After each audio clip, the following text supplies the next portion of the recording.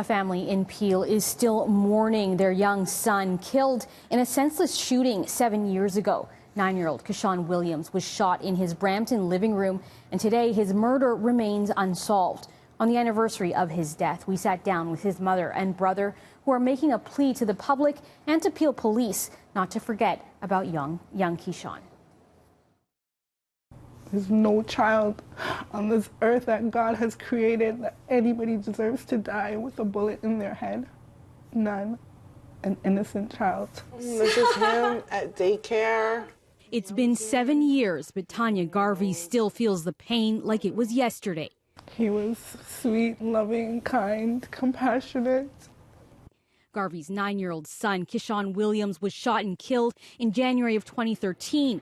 The fatal bullet came flying through their living room window while the fourth grader was playing video games with his then 15-year-old brother. He fell face first. I didn't really know what happened.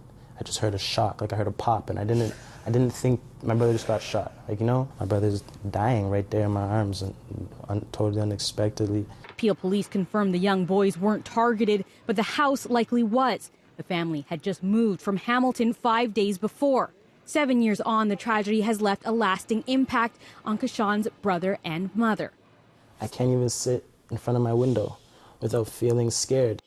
Mother and son refused to return to their blood-stained home, which they say had been robbed in their absence. Garvey, unable to return to work as a personal support worker, stayed in a shelter with her son, homeless for 4 years while on a waiting list for housing. The pair remain tormented by unanswered questions and say they feel forgotten by Peel police.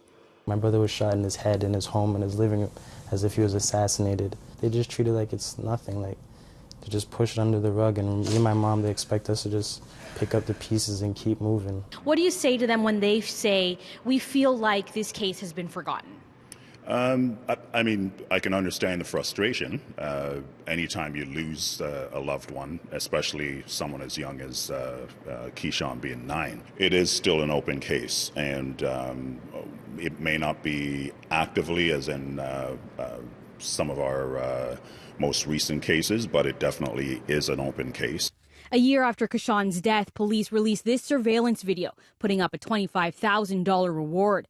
Garvey even offered to add thousands to the pot from money she'd received from victims' compensation, but was turned down. It's unclear why.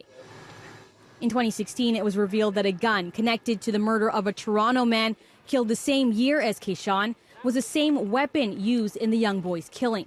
But no arrests have been made in either case. Now 21, Kesean says he's still traumatized by the way Peel police dealt with him that night. He was taken in for questioning, barred from accompanying his baby brother to hospital. As they're putting me to the car, I'm like begging them, please, like, let me go with my brother. Like, you know, he's dying. He needs to be with at least me. He's probably scared, you know. I still cry every night because I can't sleep with my brother.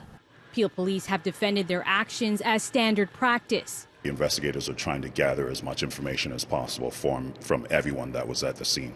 Would it not be possible to question him at hospital? It wouldn't be a proper setting.